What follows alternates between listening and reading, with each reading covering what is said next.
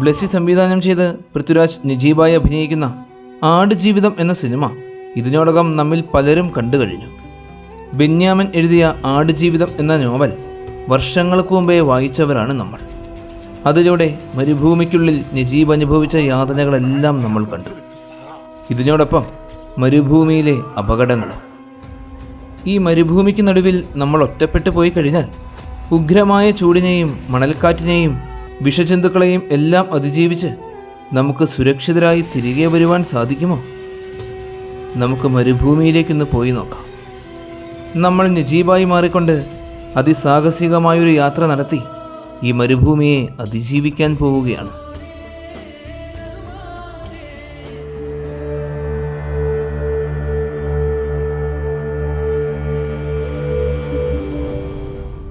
കഴിക്കാൻ ആഹാരമോ കുടിക്കാൻ ഒരിറ്റു ജലമോ ഇല്ലാതെ മരുഭൂമിക്ക് നടുവിൽ ഒറ്റപ്പെട്ടു പോയി കഴിഞ്ഞാൽ നമുക്ക് ചുറ്റിലും കാണുവാൻ സാധിക്കുന്നത് കണ്ണെത്താ ദൂരത്തോളം പടർന്നു കിടക്കുന്ന ഈ മണലാരണ്യങ്ങൾ മാത്രമാണ്.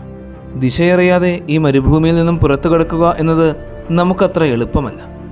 ഒരുപക്ഷെ നമ്മൾ ഹക്കീമിനെ പോലെ ഈ മണൽപ്പരപ്പിൽ അലിഞ്ഞു ചേർന്ന് പോയേക്കാം. മരുഭൂമിയുടെ ഭൂപ്രകൃതിയെ വിശ്വസിച്ചുകൊണ്ട് ഒരിക്കലും നമുക്ക് യാത്ര മുന്നോട്ട് നീക്കുവാൻ സാധിക്കുകയില്ല. കാരണം നമുക്ക് കാണുവാൻ സാധിക്കുന്ന ഈ ഭൂപ്രകൃതി എപ്പോഴും മാറിക്കൊണ്ടിരിക്കും. അങ്ങനെ മരുഭൂമിയെ അടിമുടി മാറ്റിമറിച്ചുകൊണ്ടിരിക്കുന്നത് വീശിയടിക്കുന്ന ഭീകര മണൽക്കാറ്റുകളാണ്. ഓരോ മണൽക്കാറ്റും മരുഭൂമിയുടെ രൂപം തന്നെ മാറ്റിയേക്കാം. എങ്ങനെയായിരിക്കും മരുഭൂമിയിൽ ഇത്ര ഭീകരമായ പൊടിക്കാറ്റുകൾ വീശുന്നത്? വരണ്ട പ്രദേശങ്ങളിൽ സാധാരണ കാണപ്പെടുന്ന ഒരു കാലാവസ്ഥാ പ്രതിഭാസമാണ് ഈ പൊടിക്കാറ്റ്.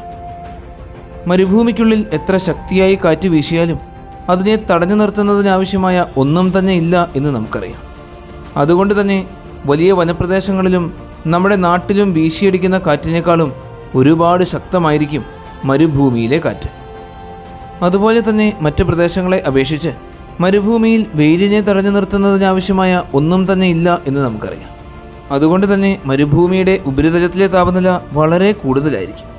ഉപരിതലത്തിന് തൊട്ട് മുകളിലുള്ള വായുവിൻ്റെ താപനില അതുപോലെ തന്നെ കൂടുതലാണ്. താപനില കൂടുന്നതിനനുസരിച്ച് വായുവിൻ്റെ സാന്ദ്രത അഥവാ ഡെൻസിറ്റി കുറയും.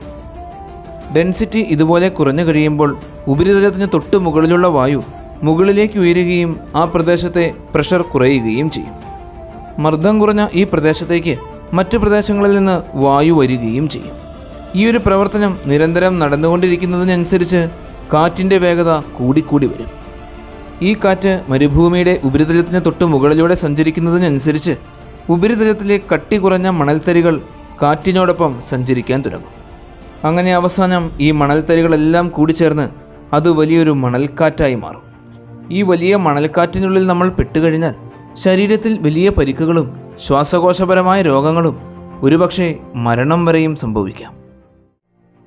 മരുഭൂമിയിൽ നമുക്ക് വലിയ മണൽക്കൂനകൾ കാണാൻ സാധിക്കും. ഏകദേശം 200 മീറ്റർ വരെ അവയ്ക്ക് ഉയരമുണ്ട്. വലിയ മണൽക്കാറ്റിലൂടെ പറന്നുവരുന്ന മണൽത്തരികളെല്ലാം ശേഖരിക്കപ്പെട്ടാണ് ഈ കൂനകളെല്ലാം രൂപപ്പെടുന്നത്. അതുകൊണ്ട് തന്നെ മണൽക്കൂനകൾ കാറ്റിനോടൊപ്പം സഞ്ചരിക്കുന്നവയാണ് എന്ന് പറയാം.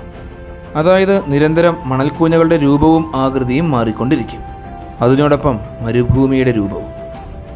2007 മുതൽ 2014 വരെയുള്ള കാലഘട്ടത്തിൽ കാലിപ്സോ ലിഡാർ എന്ന ഉപഗ്രഹം വഴി നാസ നടത്തിയ നിരീക്ഷണങ്ങളിലൂടെ കണ്ടെത്താൻ സാധിച്ചത് നമ്മെ അത്ഭുതപ്പെടുത്തുന്ന ധാരാളം കാര്യങ്ങളാണ്. സഹാറ മരുഭൂമിയിൽ നിന്നും ഈ 8 വർഷക്കാലത്തിനുള്ളിൽ മാത്രം 180 ദശലക്ഷം ടൺ പൊടിപടലങ്ങളാണ് കാറ്റിലൂടെ അറ്റ്ലാന്റിക് മഹാസമുദ്രത്തിൻ്റെ മുകളിലൂടെ പറന്ന് തെക്കേ അമേരിക്കയിൽ എത്തിയിരിക്കുന്നത്. അതിൽ 28 മില്യൺ ടൺ പൊടിപടലങ്ങളും ആമസോൺ കാടിനുള്ളിലാണ് പതിച്ചിരിക്കുന്നത്. മരുഭൂമിയിൽ അകപ്പെട്ടുപോയ നിമിഷം മുതൽ നമ്മെ നിരന്തരം ആക്രമിച്ചുകൊണ്ടിരിക്കുന്ന പ്രധാനപ്പെട്ട വില്ലനാണ് ഈ മരുഭൂമിയിലെ ചൂട്. രാവിലെ 6 മണി മുതൽ 9 മണി വരെയുള്ള സമയത്ത് മരുഭൂമിയിലെ താപനില 15 ഡിഗ്രി സെൽഷ്യസ് മുതൽ 27 ഡിഗ്രി സെൽഷ്യസ് വരെയാണ്. എന്നാൽ 9 മണിക്ക് ശേഷം ഈ താപനില 35 ഡിഗ്രി സെൽഷ്യസിലും കൂടുതലായി ഉയരും. സഹാറ മരുഭൂമിയിൽ ഇന്നേ വരെ രേഖപ്പെടുത്തിയിട്ടുള്ളതിൽ വെച്ച് ഏറ്റവും കൂടിയ താപനില 58 ഡിഗ്രി സെൽഷ്യസാണ്. എന്നാൽ രാത്രിയായി കഴിയുമ്പോൾ ഈ അവസ്ഥ നേരെ തിരിയും. മരുഭൂമി മുഴുവൻ തണുത്ത് മരവിക്കാൻ തുടങ്ങും. -4 ഡിഗ്രിയാണ് സഹാറ മരുഭൂമിയിൽ രേഖപ്പെടുത്തിയിട്ടുള്ള ഏറ്റവും കുറഞ്ഞ താപനില.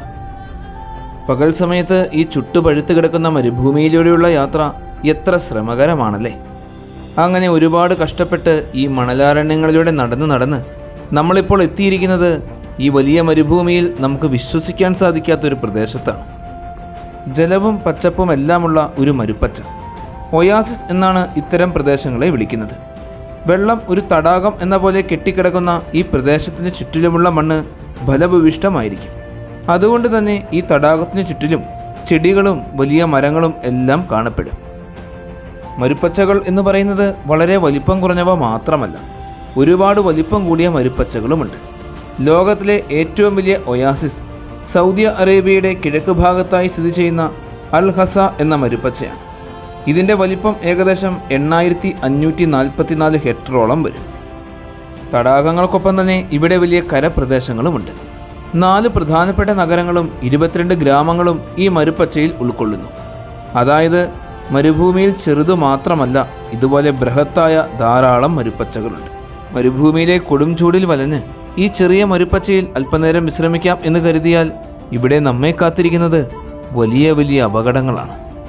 ഗില മോൺസ്റ്റർ, ലോകത്തിലെ തന്നെ ഏറ്റവും വിഷമുള്ളതും അപകടകാരിയുമായ പല്ലിയാണിത്. 22 ഇഞ്ചോളം വലിപ്പമുള്ള ഈ പല്ലി കടിച്ചു കഴിഞ്ഞാൽ അവിടെ നല്ല വേദനയും നീരുമുണ്ടാകും. അതിനോടൊപ്പം തലകറക്കവും ഛർദിയും, ഹാർട്ട് റേറ്റ് കുറയുകയും രക്തസമ്മർദ്ദം കുറയുകയും ചെയ്യും. ഇത്രത്തോളം അപകടകാരിയാണെങ്കിലും ഈ പല്ലി ഒരിക്കലും നമ്മെ പിന്തുടർന്ന് ആക്രമിക്കുകയില്ല. അടുത്തത് ആഫ്രിക്കൻ നെയ്സ്ഡ് ബീസ് ആണ്. ഇവ സാധാരണ തേനീച്ചകളെയല്ല, കൊലയാളി തേനീച്ചകൾ എന്നാണ് ഇവ അറിയപ്പെടുന്നത്. സാധാരണ തേനീച്ചകളുടെ തേൻ പോലെയുമല്ല ഇവയുടെ തേൻ. ഇത് ഒരൽപ്പം അപകടം നിറഞ്ഞതാണ്. സഹാറ മരുഭൂമിയിൽ ഈ തേനീച്ചകൾ വലിയ മൃഗങ്ങളെയും മനുഷ്യനെയും വരെ പിന്തുടർന്ന് ആക്രമിച്ചിട്ടുണ്ട്. അടുത്തത് സൈഡ് വിൻഡർ സ്നേക്ക് എന്നറിയപ്പെടുന്ന വളരെ അപകടകാരിയായ പാമ്പാണ്. സൗത്ത് വെസ്റ്റ് US-ലും നോർത്ത് വെസ്റ്റ് മെക്സിക്കോയിലുമാണ് ഇവയെ ഏറ്റവും കൂടുതലായി കാണപ്പെടുന്നത്. ഇവയ്ക്ക് മരുഭൂമിയിലെ മണ്ണിൻ്റെ അതേ നിറമായതുകൊണ്ട് തന്നെ അവയെ പെട്ടെന്ന് കണ്ടുപിടിക്കുക എന്നത് വളരെ ബുദ്ധിമുട്ടാണ്. 20 ഇഞ്ച് വരെ വലിപ്പമുള്ള ഈ പാമ്പുകൾ മരുഭൂമിയിലൂടെ വളരെ വേഗതയിൽ സഞ്ചരിക്കുന്നവയാണ്. ഇവയുടെ കടിയേറ്റ് കഴിഞ്ഞാൽ പക്ഷാഘാതവും തുടർന്ന് മരണവും ഉറപ്പാണ്. അടുത്തത് ഫയർ ആൻറ്റ്. ലോകത്തിലെ തന്നെ അതിഭീകരന്മാരായ ഉറുമ്പുകളിൽ ഒന്നാണ് ഈ ഫയർ ആൻറ്റ്. ഇവയുടെ കടി ലഭിച്ചു കഴിഞ്ഞാൽ വലിയ തോതിലുള്ള വേദന അനുഭവപ്പെടും. കൂടാതെ കടിയേറ്റ ഭാഗത്ത് വലിയ തോതിൽ പൊള്ളലും ചൊറിച്ചിലും നീരും, ഭക്ഷണം ഇറക്കാൻ ബുദ്ധിമുട്ടും തലകറക്കം വരെയും അനുഭവപ്പെടും. അടുത്തത് ഡെസാർട്ട് റെക്കളസ് സ്പൈഡർ. ഇത് വെറും 1/2 ഇഞ്ച് മാത്രം വലിപ്പമുള്ള മാരക വിഷം വഹിക്കുന്ന കുഞ്ഞൻ ചിലന്തിയാണ്. ഈ ചിലന്തിയുടെ കടി ലഭിച്ചു കഴിഞ്ഞാൽ നമുക്ക് അനുഭവപ്പെടുന്നത് പറഞ്ഞറിയിക്കാൻ സാധിക്കാത്ത അത്രത്തോളം വലിയ വേദനയാണ്. വേദന മാത്രമല്ല, ഈ വിഷം നമ്മുടെ ഉള്ളിൽ ചെന്നു കഴിഞ്ഞാൽ ഒരുപക്ഷെ മനുഷ്യന് മരണം വരെ സംഭവിക്കാം. സാധാരണ ചിലന്തികളിൽ നിന്നും വളരെ വ്യത്യസ്തമായി ഈ ചിലന്തിക്ക് 6 കണ്ണുകളാണുള്ളത്. ഇതുപോലെ തന്നെ വലിയ ആരോഗ്യ പ്രശ്നങ്ങൾ വരുത്തിവെക്കുവാൻ കഴിവുള്ള ശക്തിയേറിയ വിഷമുള്ള ചിലന്തികളാണ് ബ്ലാക്ക് വിഡോ സ്പൈഡറുകൾ. അടുത്തത് ഇൻലാൻഡ് ടേപ്പൻ സ്നേക്ക്. ലോകത്തിലെ തന്നെ ഏറ്റവും വിഷമുള്ള പാമ്പുകളിൽ ഒന്നാണ് ഇൻലാൻഡ് ടേപ്പൻ സ്നേക്ക്. ഈ പാമ്പിൻ്റെ ഒരു കടിക്ക് 100 മനുഷ്യരെ കൊല്ലാനുള്ള കഴിവുണ്ട്. അതുപോലെ തന്നെ 2 ലക്ഷം എലികളെയും കൊല്ലാൻ സാധിക്കും. ഇവയുടെ കടി ലഭിച്ചു കഴിഞ്ഞാൽ അടുത്ത അരമണിക്കൂറിനുള്ളിൽ തന്നെ മരണം സംഭവിച്ചിരിക്കും. അടുത്തത് ഡെത്ത് സ്റ്റെൽക്കർ എന്ന അതിമാരക വിഷമുള്ള തേളുകളാണ്. ഇവയുടെ ഒരു കടി ലഭിച്ചു കഴിഞ്ഞാൽ പക്ഷാഘാതവും അതിനെ തുടർന്ന് മരണവും സംഭവിക്കും. എത്രത്തോളം ഭീകരന്മാരായ ജീവികളാണ് ഈ വലിയ മണലാരണ്യത്തിനുള്ളിൽ മറഞ്ഞിരിക്കുന്നത് അല്ലേ? ഇവയിൽ ഏതെങ്കിലും ഒരു ജീവി നമ്മെ ആക്രമിച്ചു കഴിഞ്ഞാൽ ഈ മരുഭൂമിയിൽ നിന്നും രക്ഷപ്പെട്ട് ചികിത്സ തേടി കണ്ടെത്തുക എന്നത് അത്ര എളുപ്പമല്ല. വീണ്ടും മുന്നോട്ട് പോകുന്ന സമയത്ത് നമുക്ക് ചിലപ്പോൾ മരുഭൂമിയിൽ മഴ പെയ്യുന്നത് കാണുവാൻ സാധിക്കും. മരുഭൂമിയിലൂടെയുള്ള ഈ അതിസാഹസികമായ യാത്രയിൽ മഴ കാണുക എന്നത് നമുക്ക് വലിയ അത്ഭുതമാണ്. എന്നാൽ ഈ മഴ ചിലപ്പോൾ ചില മിന്നൽ പ്രളയങ്ങൾക്ക് കാരണമാകാം. അതായത് മരുഭൂമിയിൽ മഴ പെയ്താലും അത് ചിലപ്പോൾ മറ്റൊരു അപകടത്തിനായിരിക്കും വഴിതെളിക്കുക. ആഹാരവും ജലവുമില്ലാതെ മരുഭൂമിയിലെ ഈ അവസ്ഥകളെയെല്ലാം അതിജീവിച്ച് ഇനിയും മുന്നോട്ട് യാത്ര ചെയ്യുക എന്നത് നമുക്ക് അത്ര എളുപ്പമല്ല.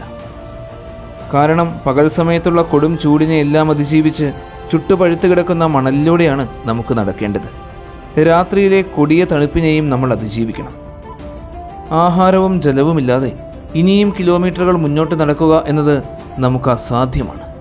ഈ സമയം നമ്മുടെ മനസ്സിലേക്ക് വരുന്നത് നജീബും ഖാദിരിയും ഹക്കീമും മരുഭൂമിയിൽ നിന്നും ജീവിതത്തിലേക്ക് നടത്തിയ ആ പലായന യാത്രയാണ്.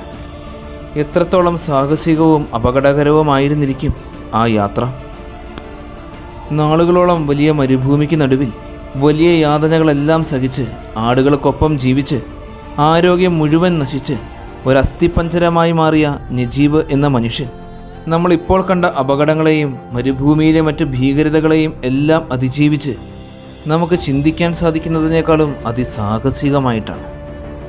മരുഭൂമിയിലൂടെ നജീബിനോടൊപ്പമുള്ള ഈ യാത്ര എല്ലാവർക്കും വളരെ ഇഷ്ടമായി എന്ന് വിശ്വസിക്കുന്നു. നിങ്ങളുടെ എല്ലാവരുടെയും സപ്പോർട്ടുകൾ കൂടെ ഉണ്ടാകണം.